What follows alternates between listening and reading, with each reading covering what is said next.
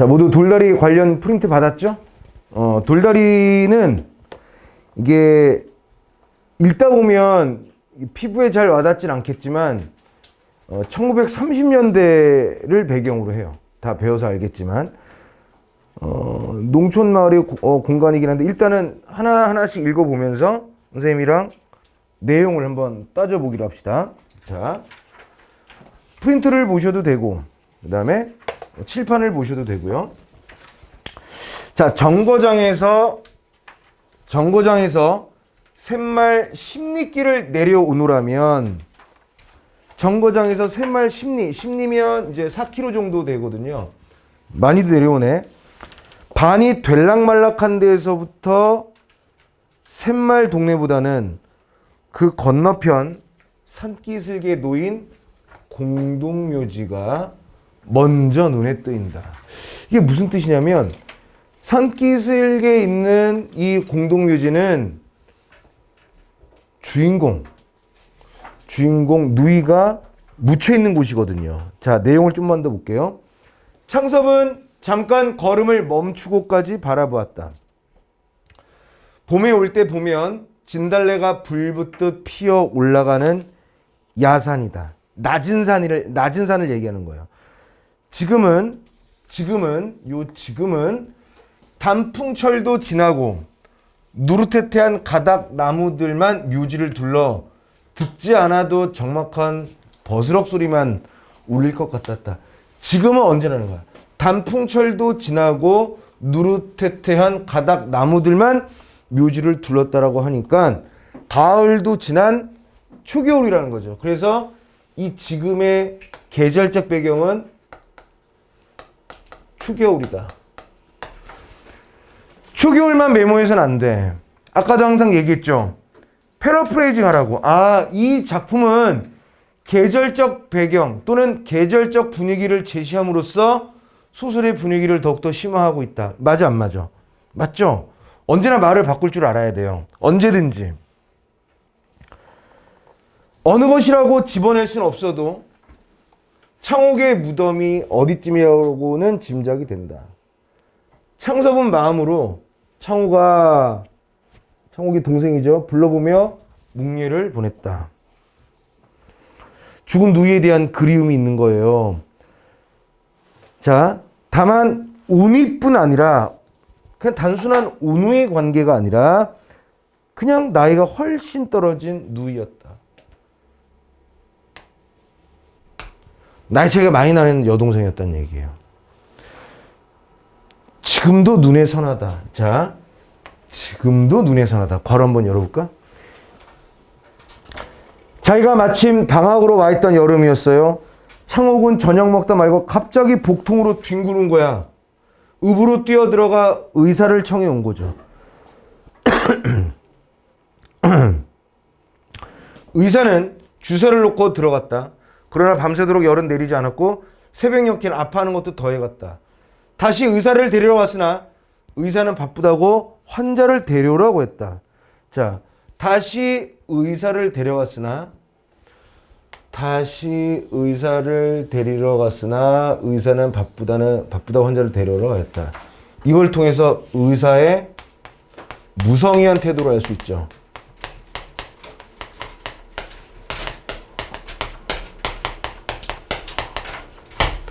하라는 대로 환자를 데리고 들어왔으나 역시 오진을 했어요. 잘못한 것. 다시 하루를 지나 고름이 터지고 복막이 절망적으로 상해버린 뒤에야 겨우 맹장염이라는 것을 알게 됐어요. 별거 아닌 병인데도 불구하고 무성의하고 의사가 오진을 내려서 그때 창섭은 자기도 어른이기만 했으면 필시 의사의 멱살을 들었을 것이다. 누이가 죽은 거야. 이래서 오진으로 인해서 죽은 거예요. 이런 누이의 허무한 죽음에서 창섭은 뜻을 세워 아버지가 권하는 고농을 마다하고 농사짓는 걸 마다하고 의대를 갔다는 얘기죠. 이런 누이의 허무한 죽음, 이게 바로 뭐예요? 주인공인 창섭이 의사가 된 계기가 된 거야. 그래서 창섭은 뜻을 세워서 아버지가 권하는 고농. 고농이 뭐예요? 옛날부터 내려오는 집안의 농사를 물려받는 걸 원했어. 자, 그러면 여기서 아버지라는 인물이 나오죠? 아버지는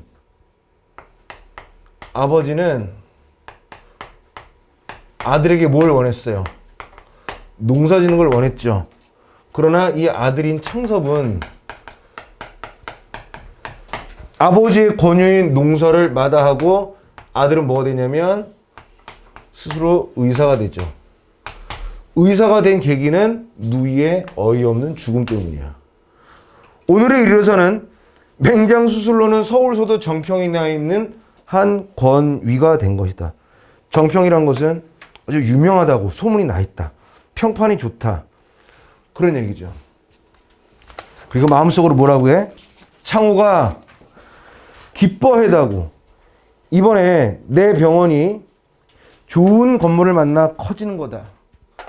자, 이것도 창호가 기뻐해다고 이번에 내 병원이 좋은 건물을 만나 커지는 거다. 이거죠. 창호가 기뻐해다고 이번에 내 병원이 좋은 건물을 만나 커지는 거다. 이 부분 되게 중요하죠. 이것 때문에 돈이 필요할 거 아니야. 병원을 확장하려면. 이게 바로 창섭이 아버지를 찾은 이유가 되겠죠. 개인 병원으론 제일 완비한 수술실이 실현될 거다. 입원실 부족도 해결될 거다. 걱정하지 마라. 네 사진을 크게 확대해 내 새 진찰실에 걸어놓으마. 창섭은 바람도 쌀쌀할 뿐 아니라 오후 차로 돌아가야 할 길이라 걸음을 재우쳤다. 재촉했다. 재우쳤다는 것은 재촉했다고요. 뜻도 잘 알아둬야 되겠죠.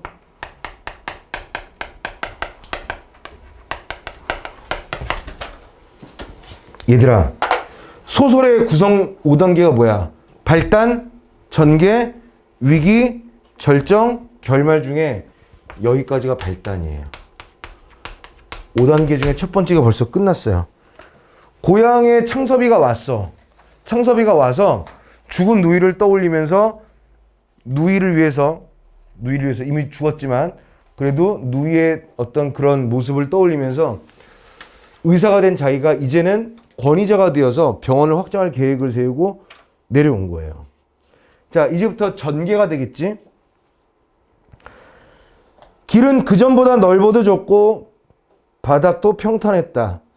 비나 오면 지늘게 헤어날 수 없었는데 복판으로는 자갈이 깔리고 어떤 목은 좁아서 소바리가 논으로 미끄러져 들어. 소바리는 뭐냐? 소 등에 짐을 실은 소바리가 논으로 미끄러져 들어가기 십상이었는데 바위를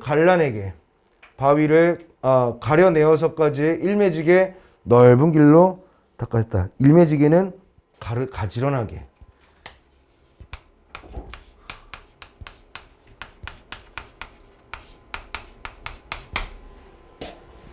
창섭은 이럴 줄 알았으면 정거장에서 자전거라도 빌려 타고 올 걸 했다.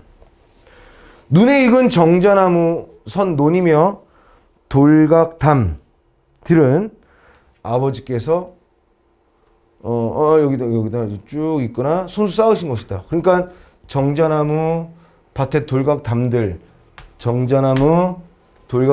이거는 아버지께서 손수 쌓은 거죠. 아버지는 농촌에 대한 애정이 크거든요. 그렇지? 자, 그 다음에 되게 중요하다. 볼게요, 이제. 잘 따라오고 있어? 창섭의 아버지는 근검으로 근방에 소문난 영감이다. 중요하죠, 엄청. 창섭의 아버지는 근검으로 근방에 소문난 영감이다. 근검절약을 잘한다. 소문난 영감이다라고 얘기했죠. 이게 왜 중요하냐면 인물의 성격을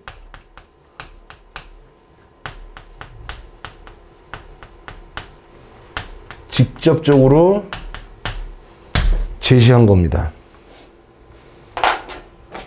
인물의 성격을 직접적으로 제시. 모든 소설을 읽을 때 인물의 성격이 직접적으로 제시되어 있느냐, 간접적으로 제시되어 있느냐는 되게 중요한 부분이에요. 수능에서 항상 따라다니는 거죠. 인물의 성격을 어떻게 근검절약하는 사람으로 소문이 나 있다. 그러나 자기 대에 와서는 밭 하루가리도 늘리지 못한 것으로도 소문난 영감이다. 밭 하루가리라는 것은 뭐냐면 소를 데리고 하루에 일할 수 있는 정도의 땅, 이것을 더욱더 확장하지는 못했다. 자, 곡식보다는, 자, 이거 하나씩 체크해보자. 하나씩. 왜 밭 하루가리를 늘리지 못하지? 근검한데도 불구하고 첫 번째, 곡식보다는 다른 물가들이 높아졌다. 곡식값보다는 아무리 농사져도 다른 물가들이 더 높아졌다. 이런 얘기죠. 그 다음에 두 번째, 전대에는, 그 전에는 모르던 아들의 유학이란 걸 부담했다. 전대에는 모르던 아들의 유학이란 것이 큰 부담이었다. 아를 공부를 시켜야 될 거 아니야, 그치? 그러니까 돈이 드는 거죠. 그 다음에 할아버지와 아버님께서 나를 부자 소리 못 들어도 굶는다는 소리 안 듣고 살도록 물려주고 하셨다. 드럭드럭 탐내 모아서 뭐라니.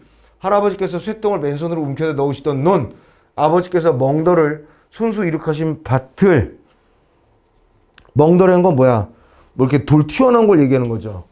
멍더를 손수 이룩하신 밭을 더 건 논, 좋은 논으로 더 기름진 밭이 되도록 닭달만 해 가기에도 내겐 벅찬 일 거다. 이게 바로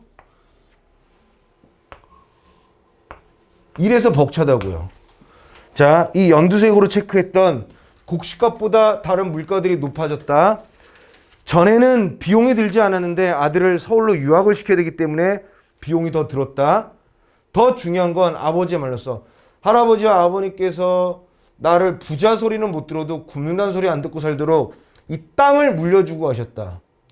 그래서 탐내 모아서 뭐하냐? 이렇게 손수 땅을 소중하게 일구고 가꾸는 게 더 중요하다. 이런 내용이에요. 그러니까 할아버님께서 쇠똥을 맨손으로 움켜다 넣으시던 논, 아버지께서 멍더를 손수 이룩하신 밭, 이건 다 뭘 의미하는 거냐면 대대로 정성을 들여 잘 가꾸어온 논밭을 얘기하는 거라고요. 그거를 더욱더 기름지고 농사짓기 편하게, 그리고 양분 많게 곡식들이 잘 자라게 만드는 게 더 중요한 일이기 때문에 땅을 늘리는데 최선을 다하지 않았다는 얘기죠. 하고 다음 거, 절용에 쓰고 남는 돈이 있으면 그 돈으로 품을 몇씩 들여. 품이란 것은 인건비죠. 사람 노동을 사서까지 삐뚤은 논배미를 바로잡기, 밭에 돌을 추려 바람막이로 담을 두르기, 개울엔 둥막이 하기. 그러다가 아들이 의사가 된 후로는 아들 학비로 쓰던 목까지 들여서 동네 길은 물론 읍길, 정거장길까지 다 닦아놓은 거예요. 그러니까 돈을 조금씩 아끼고 벌어서 뭐 하는 거야? 자기의 논밭은 물론이거니와 동네 정거장까지 다 모두 가꾼 거야. 왜냐하면 아버지는 땅에 대한 소중함을 알았기 때문이지. 그렇죠? 그렇죠? 자, 그 다음에 그렇게 소중하게 가꾼 땅을 남에게 팔아버린다면, 남을 주면 땅을 버린다고 여간 근실한 자국이 아니면, 웬만한 사람 아니면 소작을 주지 않았고, 소를 2필이나 메고 일꾼을 3명씩이나 두고 적지 않은 전답을 전부 자농 스스로 농사를 지면서 버텨온 거야. 실속이 타작만 못하다는 둥, 일꾼 셋이 저희 농사해가지고 나간다는 둥, 이해만을 따져 비평하는 소리가 많았으나 이 창섭의 아버지는, 그러니까 남한테 맡기는 게 더 이익인데 사람들을 많이 써갖고 자기 땅에서 자기가 농사해서 자기가 먹고 사는 거야. 가성비가 떨어진단 말이죠. 그래서 사람들한테 별소리도 다 들었으나 중요한 거는 땅을 위해서는 이해관계, 이해만으로 타산하려 하지 않았다. 이게 무슨 뜻이에요? 땅을 가지고 이득과 손해를 계산하지 않았다고 철저하게. 땅을 가꾸는 거에 매진했지.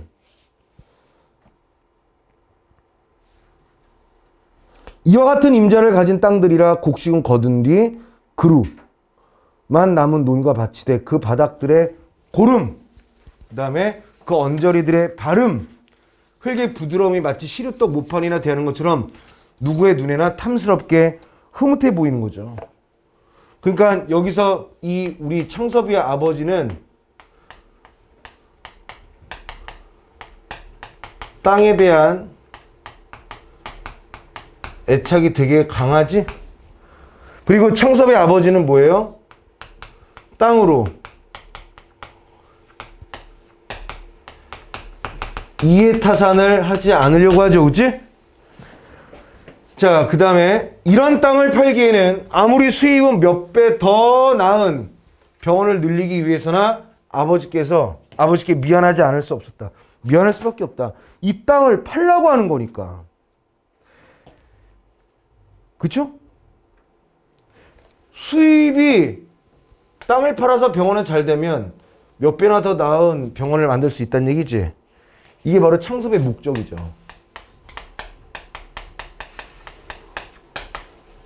자기의 목적을 이루기 위해 땅에 애착이 강했던 아버지의 뜻을 꺾는다는 것을 미안한 거야. 그러나 잡히기나 해가지고 3만 원 돈을 만들 수가 없었고 빌려서 만들 수도 없었고 서울서 큰 양관, 서양식 건물을 손에 넣기란 참 어려웠다. 그리고 아무 때나 되는 것도 아니에요. 타이밍이 딱 좋단 말이야. 자, 어떤 내용이냐면 아버지께서는 내년이 환갑이시다. 어머니께서는 겨울이면 해마다 기침이 도지신다. 다 뭔지 아니? 자, 봐라. 되게 중요한 부분이야. 자, 봐봐. 별표 칠게.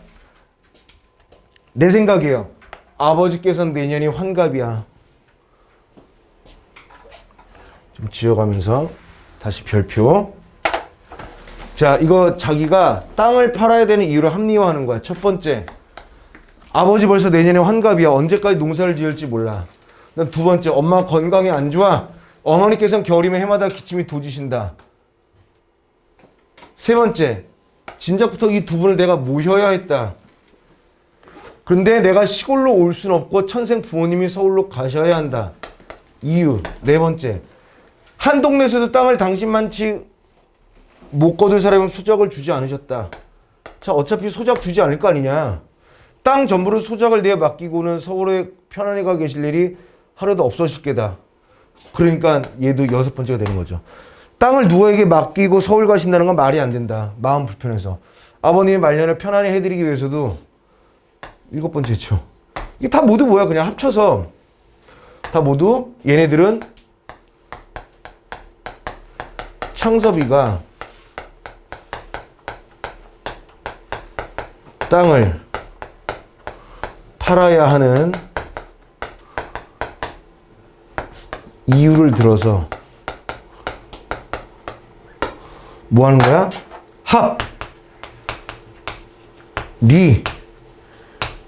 합리화하는 거예요. 합리화. 자기 합리화가 되는 거죠. 한자성으로 뭐가 있냐면 전인수가 되겠죠. 창섭은 샘말에 들어서자 동부에서 이내 아버지를 뵐 수가 있었다. 아버지는 가에는 살얼음이 잡힌 찬물에 무릎까지 걷고 들어와서 동네 사람들을 축축여 돌다리를 고치고 계신 거예요. 어떻게 갑자기 오느냐? 네. 급히 좀 여쭤봐야 할 일이 생겼습니다. 그래? 먼저 들어가 있거라. 넘겨도 되죠? 괜찮지? 괜찮아?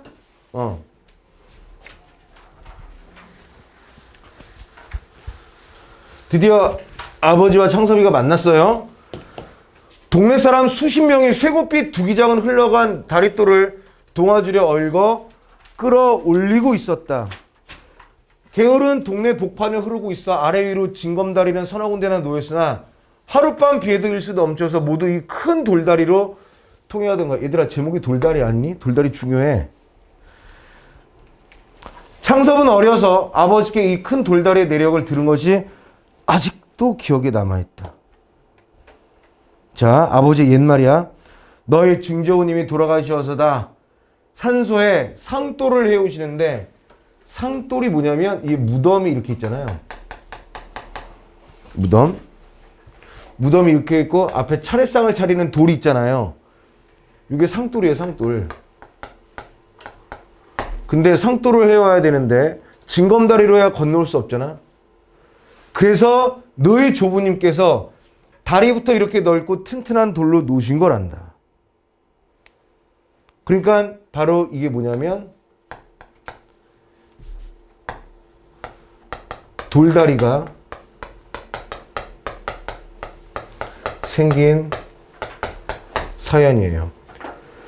그 후로 5, 60년 동안 한 번도 무너진 적이 없었는데 몇 해 전 어느 장마엔 어찌된 셈인지 가운데 제일 큰 장이 내려앉아 떠내려갔던 거야. 두께가 한 자는 실하고 폭이 6자, 길이는 10자가 넘는 자연석 그대로라 여간 몇 사람의 힘으로는 손댈 염두부터 나지 못하는 거죠.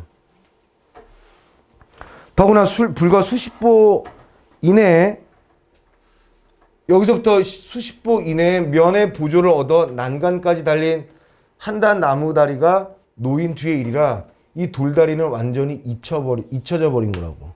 자, 이 돌다리가 5, 60년 동안 튼튼히 버티다가 돌다리의 가운데가 무너져서 흘러내려갔어요. 그건 걸을 수가 없지. 얘들아, 그래 안 그래? 걸을 수 없는데 돌다리를 다시 아버지가 다시 세우는 거예요. 근데 그 전에 나무다리가 있죠. 나무다리로 다니면 되는데 굳이 돌다리를 고치는 이유. 이게 되게 여기선 되게 중요하다. 자, 봐봐. 그래서 완전히 잊혀진 채 던져져 있던 것이다. 얘들아, 여기까지가 뭐야? 전개예요. 전개가 벌써 끝이야. 그럼 발단은 뭐였어요? 창옥이 동생을 생각하면서 고향에 내려온 게 발단이고, 이제 고향에 집에 들어가기 전에 동네 어귀에서 아버지를 만나서 깊이 좀 드릴 말씀이 있습니다. 여쭤볼 곳이 있어요. 그래 라고 하면서 돌다리와 관련한 내력을 얘기하고 있죠. 그렇지? 돌다리를 고치는 아버지를 만난 거야. 이제 여기서부터는 이 작품의 위기가 시작되는 거죠. 집에 들어가니까 어머니는 다리 고치는 사람들 점심을 짓누라고 역시 여러 명의 동네 여편네들과 허둥거리고 계셨다. 엄마가 그러는 거야. 웬일인데 어째 이렇게 혼자만 오느냐? 어머니는 손자 아이들부터 보이지 않음을 물으시는 거야. 왜? 손자들에 대한 할머니의 그리움이죠. 그렇지? 그렇지 얘들아? 줄면 안 돼. 자, 그 다음에 오늘 가야겠어서 아무도 안 데리고 왔습니다. 오늘로 갈 거 뭐하러 왔어? 이제 어머니 석건 서울로 모셔갈 채비를 하러 왔다우. 서울로? 아유, 제발 아이들하고 한 대 살아봤으면 원이 없겠다. 얘들아, 여기서 중요한 게 있죠. 지금 어머니 서울로 가자니까 어머니의 태도를 알 수 있어. 이 창섭의 모친의 입장은 뭐예요? 서울에서 손자와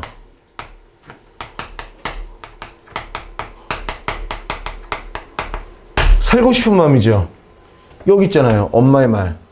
원이 없겠다. 하고 어머니는 땅보다 조상님들 산소나 사당보다 손자 아이들에게 더 마음이 끌리시는 눈치였다. 그러나 아버지만은 그처럼 단순히 들떠질 거 아니라고요. 밑줄 쳐봐. 아버지만은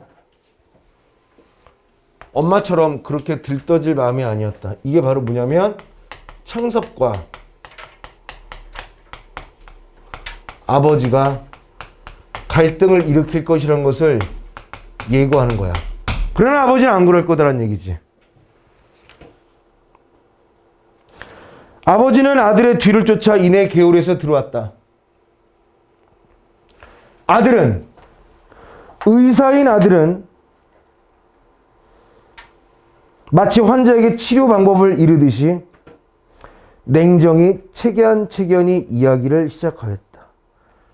어떤 이야기겠니 이게? 만약에 이 이야기 밑줄 긋고 묻는다. 이 이야기는 뭐예요? 뭐겠어요? 대답 좀 해봐. 땅을 팔아야 하는 이유가 되겠죠. 이를 아주 논리적으로 얘기했겠지. 외아들인 자기가 부모님을 진작 모시지 못한 것이 잘못인 거. 한 집에 모이면 자기가 병원을 버리기보다는 부모님이 농토를 버리시고 서울로 오시는 것이 순리인 것. 병원은 나날이 환자가 늘어가나 입원실이 부족되어 오는 환자의 3분의 1밖에 수용 못하는 것. 지금 시국에 큰 건물을 새로 짓기란 불가능한 일이니까 마침 교통편 한 자리에 3층 양옥이 하나 난 것. 인쇄소였던 집인데 전체가 콘크리트여서 방화 방공으로 가치가 충분한 것. 3층은 살림집과 직공들이 합숙실로 꾸몄던 것이라 입원실로 변경하기에 용이한 것. 인테리어가 편할 거다. 각 층에 수도, 가스 다 들어온 것. 그러면서도 가격은 염한 것, 싼 것. 싸기는 하나 32,000원이라 지금의 병원을 팔면 15,000원쯤 받겠지만 그것은 인테리어비, 기계 완비하는 데 들어갈 것이니 집값 32,000원은 따로 있어야 한다는 거. 되게 논리적으로 요목조목 잘 얘기하고 있죠. 시골에 땅을 둔 데야 1년에 고작 3,000원의 실리가 떨어질지 말지 하지만 땅을 팔아다 병원을 확정해 놓으면 적어도 1년에 3,000원이 아니라 만원 하나씩은 이익을 뽑을 자신 있는 거. 돈만 있으면 땅은 이담이라도 서울 가까이라도 얼마든지 좋은 곳으로 살 수 있는 거. 아버지나 아들의 의견을 끝까지 듣고 막 이렇게 했다는 얘기죠. 지금 여기까지는 뭐 한 거야? 길게 쭉 얘기했죠. 창섭이가 아버지에게 뭐 하겠다고? 땅을 팔아야겠다라고 뭐 자식된 도리를 해야 된다. 지금 자리가 딱 나왔다. 새로 짓는 건 힘들다. 딱 병원으로 인테리어에서 리모델링해서 쓰기 좋다. 이런 내용을 쭉 얘기하는 거죠. 다시 말해서 땅을 팔아야 하는 이유를 논리적으로 조목조목 쭉 얘기한 거야. 근데 여기서 아버지는 아들의 의견을 끝까지 잠잠히 들었다. 그리고 자, 그 다음 내용. 아버지가 뭐라 그래? 그래? 신난다. 우리 돈 벌러 서울에 가야 되겠다. 이렇게 얘기를 하는 게 아니라 아버지는 뭐라고 얘기하냐면 점심이나 먹어라. 나도 좀 생각해봐야 대답하겠다. 바로 대답을 하진 않고요. 대답을 유보한 거죠. 이 부분은 아버지의 대답이 유보됐다는 거예요. 생각해 본대요. 학원은 다시 게을러 나갔고 떨어졌던 다리돌을 올려놓고야 들어와 그도 이제 점심상을 받은 거예요. 여기까지가 위기입니다. 단편소설이어서 발단 속도감이 빠르죠. 자, 주세요. 한번 봐봐. 여기서부터 이제 절정입니다. 점심을 자시면서였다. 점심을 드시면서 뭐라고 하냐면 요즘 사람들은 힘도 줄었나 봐. 그 다리 처음 놀 때 내가 어려서 봤는데 불과 연화문에서 꺼들던 돌인데 장정 수십 명이 한나절을 씨름하다니. 아버지의 말이죠. 자, 이거 되게 중요하죠. 아들이 창석이 뭐라고 하냐면 나무다리가 있는데 그건 왜 고치시나요? 여기서 나무다리의 의미는 뭐예요? 나무다리는 쉽게 만들 수가 있죠. 나무다리의 의미는 뭐야? 돌다리와 반대되는 개념으로서 이 나무다리라는 것은 뭐죠? 돌보다 튼튼하진 않아. 돌다리보다. 보다는 튼튼하진 않아. 그러나 돌다리보다 쉽게 만들 수 있는 게 나무다리죠. 그리고 이 나무다리는 어떤 것도 의미하냐면 창섭의 어떤 태도? 실리주의. 실리주의적 태도를 알 수 있어요. 무조건 실리라는 것은 뭐냐면 실질적 이득을 실제로 볼 수 있느냐. 나무다리는 된다. 조금 부실하긴 해도 금방 쉽게 만들 수 있기 때문에 나무다리를 쓰면 되지 왜 돌다리를 굳이 해요? 라고 얘기했더니 아버지도 처음 듣는 말은 아닌지 너도 그런 소리 하는구나. 어디 나무가 돌만 하다든 넌 그 다리에서 고기 잡던 생각도 안 나니? 서울로 공부할 때 그 다리 건너서 떠나던 생각 안 나니? 시체 사람들은 모두 인정이란 게 사람한테만 쓰는 줄 알더라. 그렇게 하면 안 된다. 자연물에게도 인정을 줘야 된다는 얘기야. 내 할아버니 산소에 상도를 그 다리로 건네다 모셨고 내가 천자문을 끼고 그 다리로 글을 읽으러 댕겼다. 네 어미도 그 다리로 가말 타고 내 집에 왔어. 나 죽건 그 다리로 건네다 묻어라. 따단 결론. 난 서울 갈 생각 없다. 네? 천금이 쏟아진데도 나 있잖아. 땅 못 팔아. 그거 어떻게 팔아? 내 아버님께서 손수 이룩하신 걸 내 눈으로 본 밭이고 내 할아버지님께서 손수 피땀 흘려 모으신 돈으로 장만하신 논들이야. 돈 있다고 어디가 느르지논 같은 게 있고, 응? 느르지논이 뭐예요? 느르지논. 기름진 논을 얘기하는 거죠. 아무리 돈 있다고 해서 이렇게 기름진 논 못 산다. 독시장밭 같은 걸 사? 독시장밭이 뭐예요? 그것도 역시 밭 이름이에요. 자, 어떻게 그런 걸 사? 느르지논 뚝에선 느르지논 뚝에선 느티나무는 할아버님께서 심으신 거고, 저 사랑마당의 은행나무는 아버님께서 심으신 거다. 그 나무 밑에를 설 때마다 난 그 어른들 동상이나 다름없이 경건한 마음이 솟아 우러러보고 난다. 땅이란 거 있잖아. 천지만물에 땅이란 거 어떻게 일시 이해를 따져 사고팔고 하느냐? 땅 없어봐라. 집이 어디 있고 나라가 어디 있는 줄 아니? 자, 이게 바로 밑줄. 땅이란 천지만물의 근거라고요. 땅이란 천지만물의 근거. 그래서 이걸 통해서 뭘 할 수 있냐면 땅에 대한 아버지의 가치관을 읽을 수 있죠. 땅이란 건 그런 거야. 이 세상 모든 것이 존재할 수 있게 한 근거가 되는 거야. 엄청 중요한 거지? 이런 얘기지.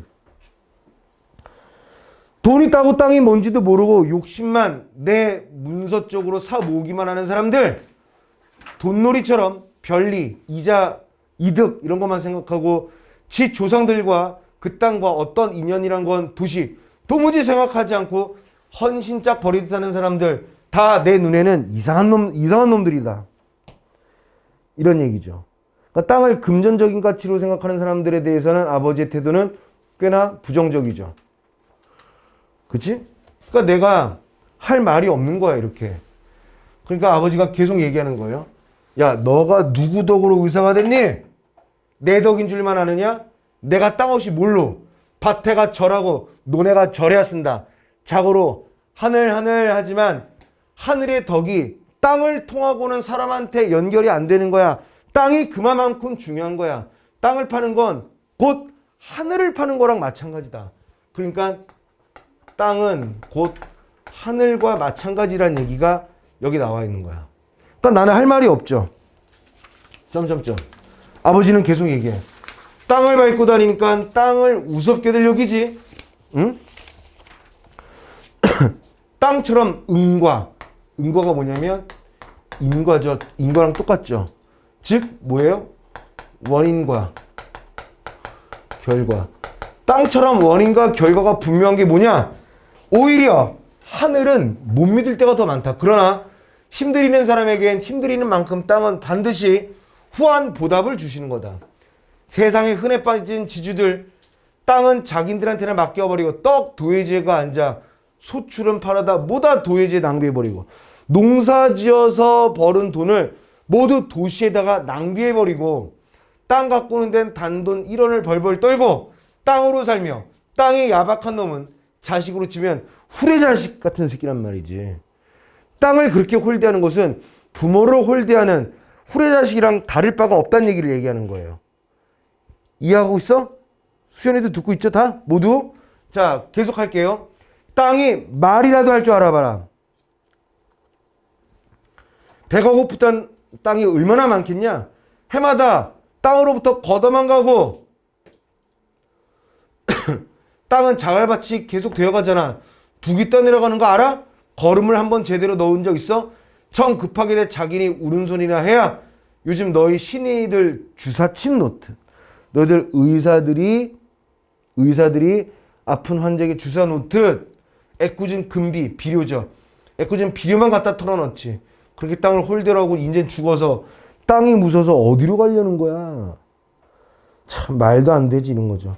금비라는 것은 이제 화학비료를 얘기해요. 화학비료. 자, 그러니까 창섭은 뭐 할 말이 없죠. 그러니까 창섭은 입이 얼어버렸다. 손만 부볐다. 자, 중요한 거. 자기의 생각은 너무나 자기 본이었던 것을 대뜸 깨달았다. 그럼 뭐예요? 아버지가 땅에 대한 애착이 강하다는 것을 이렇게 뒤늦게서야 깨달은 거야. 그러니까 말할 수가 없죠. 그래서 이럴 때 창섭의 상황을 한자성어로 쓰면 입이 있어도 할 수 있는 말이 없죠. 그럼 뭐라고 하면 좋아요? 유구. 입이 있으나 무언. 할 수 있는 말이 없다 이거죠. 땅에는 이해를 초월한 일종 종교적 신념을 가진 아버지에게 아들의 이단적 계획이란 게 뭐겠어요? 당연히 이단적 계획이란 건 뭐겠어요? 대답해도 되는데 땅을 팔려는 계획이죠.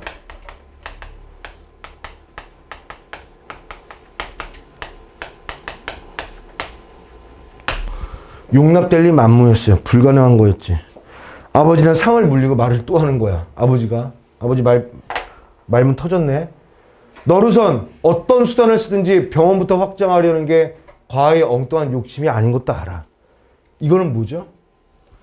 너로서는 너의 입장은 어떤 수단을 쓰든지 병원부터 확장하려는 게 엉뚱한 욕심이 아닌 줄도 안다. 이건 아버지가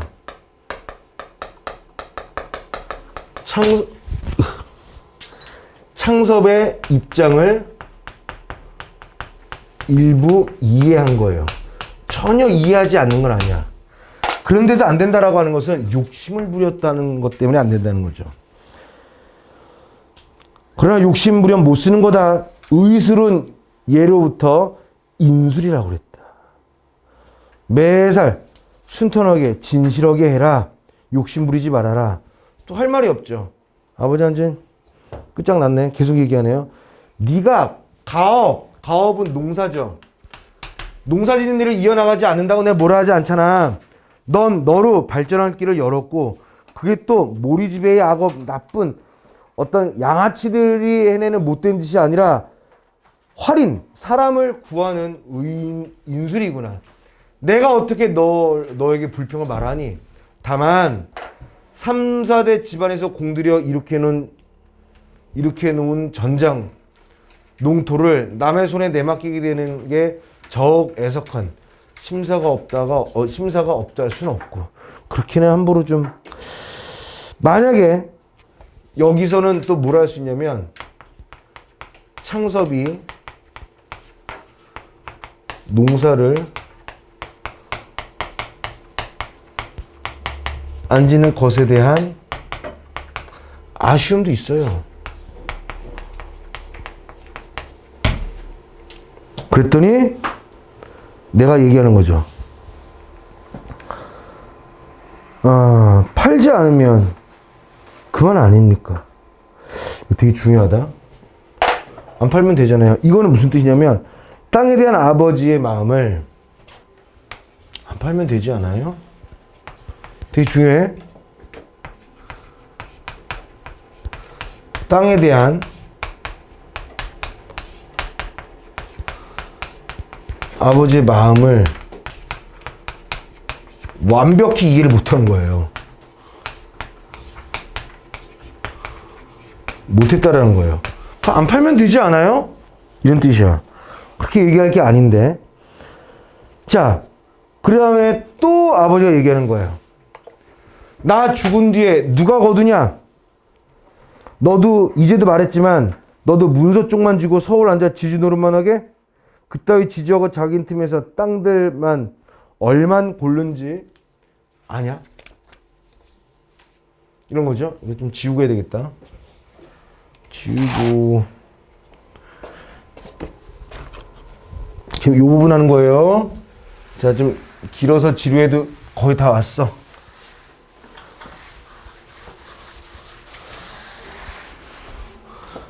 다시 여기서부터. 나 죽은 뒤에 누가 거두냐? 너도 이제 말했지만 너도 문서 쪽만 쥐고 서울 앉아 지주 노릇만 하게? 그따위 지주하고 자기 틈에서 땅들만 얼마나 고른지 알아? 고라. 땅이 망가진다. 안 된다. 아니, 안 된다. 팔테다. 나 죽을 임시엔 다 팔 거야. 그러니까 지금 창섭은 아빠 말을 이해는 했는데 완벽하게 이해 못했어. 그럼 안 팔면 되지 않아요? 그랬더니 아이 멍청한 새끼. 아예 안 판다는 게 아니라 팔 거라고. 돈에 팔 줄 아니? 아니 사람한테 팔 거야. 건너 용문이는 우리 느르지돈 같은 거 한 번만 한 해만 붙여보고 죽어도 농군으로 태어난 걸 화나지 않겠다고 했다. 독시장 밭을 내놓는다고 해봐라. 문보나 덕길이 같은 사람은 길바닥에 나앉더라도 집을 팔아 살려고 덤빌 거야. 그런 사람들이 땅 임자 안 되고 누가 되어 울겠어. 그러니 아주 말란 김에 내 유언이다. 그런 사람들 돈으로 무슨 땅값을 한몫해내겠어? 그런 사람들한테 땅값 많이 못 받아내. 몇몇 해고 그 땅 소출을 팔아 연년에 갚아 나가게 할 거니까 너도 땅값을랑 그렇게 받아갈 줄 미리 알고 있거라. 그리고 네 모 엄마가 먼저 가면 내가 묻을 거고, 내가 먼저 가게 되면 네 엄마만 네가 서울로 데려가라. 난 샘말서 이렇게 야인으로나 죄 없는 밥을 먹다 야인인 채 묻힐 걸 흡족히 여긴다. 자, 잘 봐야 돼요. 자, 잘 봐봐. 처음에 창섭이가 이거 잘 봐야 돼. 처음에 창섭이가 아버지한테 병원 확장으로 인해서 뭐 해야 된다고 했어요? 땅을 팔자라고 얘기했죠. 그치? 그랬더니 아버지가 창섭이한테 뭐 했냐면 땅 못 판다. 그래서 창섭이가 아 그래요. 알겠어요. 이해했어요. 근데 아버지가 또 창섭이에게 뭔가 왜 농사를 너가 짓지 않는 것에 대한 뭔가의 아쉬움을 얘기해요. 그랬더니 창섭이가 아버지한테 뭐라고 하냐면 아니 안 팔면 되잖아요. 안 팔면 콜? 그랬더니 아버지가 창섭이한테 이 바보 같은 녀석아 안 판다라는 게 아니라 팔 거야 라는 거죠. 자, 이것만 보면 되게 골 때리는 상황이야. 땅 팔아요. 못 판다. 네, 알겠어요. 아, 아쉽다. 그거 안 팔면 되잖아요. 팔 거야 이런 얘기예요. 이해됐어? 이거 선생님이 지금 간단하게 그렸는데 이거 표로도 내. 시험 문제. 그럼 되게 복잡하고 그래요. 파는 대상이 누구냐면 도회지에 있는 사람들한테 비싸게 파는 게 아니라 누구한테? 땅을 알고 진실한 농사꾼한테만 팔겠다는 거야. 그리고 땅값도 자 파는 대상은 진실한 농군에게 팔 거고 땅값도 한꺼번에 못 팔 거다. 조금씩 나눠서 받을 거다. 나눠서 받을 거다. 하나 더 있죠. 엄마가 먼저 죽으면 내가 묻을 거지만 내가 먼저 죽으면 엄마만 서울로 데리고 와라 이런 얘기야. 괜찮아? 자, 창섭이가 서울에서 시골로 왔지. 그 창섭이의 의도는 뭐였어? 창섭이의 의도는 땅 파는 거지. 근데 아버지가 안 판다고 그랬잖아요. 안 팔아 이 새끼야 그랬지. 알겠어요. 아, 네가 농사를 져서 아쉬워. 안 팔면 되잖아요. 팔 거라고 이 새끼야 이런 얘기야. 그러니까 그 다음에 진행되는 얘기가 뭐냐면 야, 돈 많이 벌기 위해서 도회지 사람한테 땅을 팔려는 게 아니라 이 내가 잘 갖고 오는 땅을 진실하게 계속 갈 사람한테 팔 거다라는 얘기를 해. 그리고 플러스 알파로 지금 엄마 아버지가 다 살아계시지. 근데 만약에 아버지가 더 오래 살고 엄마가 일찍 죽으면 아버지가 직접 엄마를 이 땅에다 묻겠다는 얘기야. 그런데 엄마보다 아버지가 먼저 죽게 되면 어떻게 하겠다는 얘기니? 엄마만 서울 데리고 가라고. 그치? 그 엄마는 어떠고 있을까? 저 양반 빨리 죽어라 그러고 있겠네. 아, 그건 좀 심한가요? 어찌됐든. 자, 자식의 젊은 욕망을 들어주지 못하는 애비 마물은 섭섭하다. 그러나 이 늙은이한테도 그 정도의 신념쯤 지켜오는 게 있다는 걸 무시하지는 말아라. 그 다음에 아버지는 다시 일어나 담배를 피우며 다리 고치는 데로 갔다. 옆에 앉았던 어머니의 두 눈에 눈물을 쭈루루 흘렸다. 에휴, 너희 아버지가 여간 고집이시냐? 자, 여기서 난 깨달아요. 아니요, 아버지가 어떤 어른이신 걸 오늘 제가 더 잘 알았습니다. 이거 삐뚤어서 얘기는 잘 알았어요, 어머니. 아버지가 그런 생각했다는 거. 이런 버전이 아니야. 아, 제가 땅에 대해서 아버지가 그렇게까지 생각할 줄 몰랐어요. 우리 아버지는 훌륭한 인물이십니다. 진심으로 하는 말이에요. 그래서 여기서부터 알게 됐다. 진짜 이해했다 이런 얘기예요. 여기서. 그러나 창섭도 코어리가 찌르르했다. 자기가 계획하고 온 일이 실패한 것쯤은 당연하게 생각되었고, 뭐지? 이거 밑줄 쳐야 돼. 아버지와 자기와의 세계가 격리되는 일종의 결별의 심사를 체험하는 때였다. 이거 뭔가 아버지 세대와 자기의 세대가 뭔가 확 다르다. 이해는 하지만 가치관이 다르다. 자, 이게 무슨 뜻이다? 이 부분은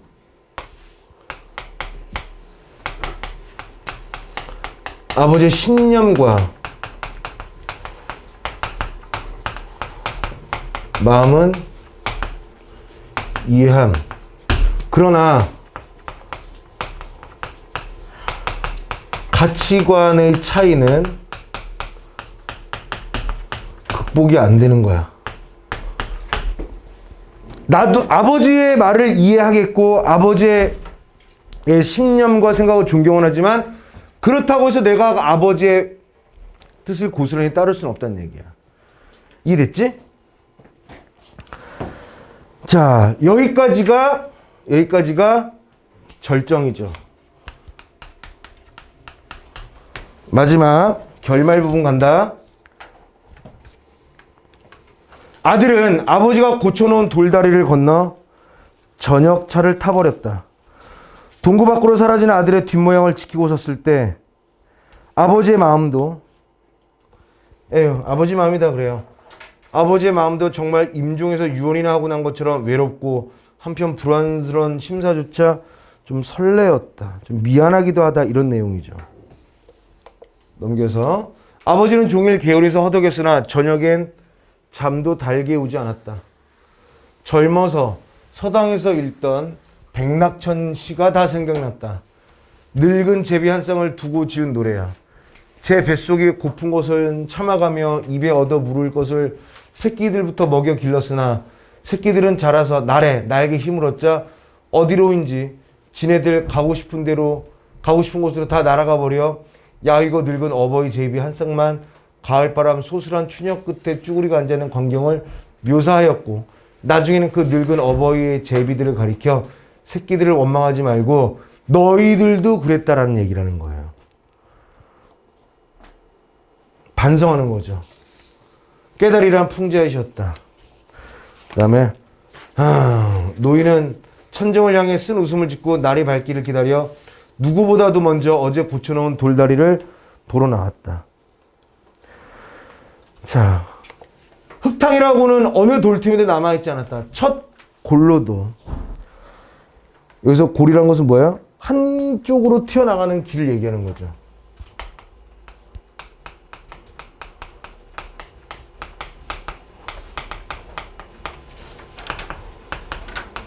이 길. 가운데 골로도 끝에 골로도 맑기만 한 소담한 물살이 우쭐우쭐 춤추며 빠져내려갔다. 물살이 어떻게 우쭐우쭐 춤춰요? 여기서 물살을 의인화가 된 거죠. 의인화됐대. 우리 첫사랑 의인화 생각나네? 연결하면 되겠죠. 우쭐우쭐 뭐예요 이거? 의태어잖아. 음성상징어네요. 음성상징어를 사용하면 뭔가 더욱더 생동감과 사실감과 현장감이 넘치죠. 다 모두. 가운데 장으로가 꽝 굴러보았다. 이렇게 꽝 돌다리 꽝꽝 발로. 발바닥만 아플 뿐 끄떡이 없었다. 마지막에 아이들 잘 봐. 노인은 쭈루루 집으로 들어와 소금 접시와 낫수건을 가지고 나왔다. 제일 낮은 받침돌에 내려앉아 양치하고 세수했다. 나중에는 다시 이가 절인 물을 한 입 물어 마시며 일어섰다. 속의 모든 게 씻기는 듯 시원했다. 그리고 수염에 물을 닦으며 이렇게 생각했다. 비가 아무리 쏟아져도 어떤 한정을 넘는 법은 없다. 물이 분수 없이 늘어 떠내려갔던 게 아니라 자갈에 밀려내려 물구멍이 좁아졌던지, 그렇지 않으면 어느 받침돌의 밑이 물살에 굶굴러 쓰러졌던 그런 까닭일 거야. 미리 바닥을 치고 미리 받침만 제대로 보살펴준다면 만년은 간들 무너질 리 없을 게다. 그저 늘 보살펴야 한다. 사람이란 하늘 밑에 사는 날까진 하루라도 천리, 하늘의 이치, 천지의 자연의 이치, 이런 것에 방심해서는 안 된다라는 거죠. 이 아버지의 의견을 어느 정도 알았죠? 그치? 창성은 이미 돌아간 거야. 여기까지가 결론이 되는 거죠. 그래서 중요한 건 정리해보면 나무다리와 돌다리의 차이, 창섭이의 생각과 아버지 생각의 차이, 창섭이의 가치관과 아버지 가치관의 차이, 또 어머니의 입장, 어머니는 어떻게 하고 싶은지. 그치? 땅은 누구한테 판다라는 것도 알아두셔야 되고요. 땅값은 어떻게 받을 거라는 그 땅값을 회수하는 방법도 아버지가 창섭이 아들한테 얘기해 준 게 있죠. 그거를 잘 정리하면 돼요. 이게 전문이야, 전부야. 중력 줄거리 없이 전부거든요. 그래서 다시 한번 선생님 쉬는 시간 좀 드릴 테니까 조금 쉬었다가 이해하고 문제를 조금 더 풀어보도록 하죠. 아시겠죠? 자, 잠깐 쉬는 시간 드릴게요.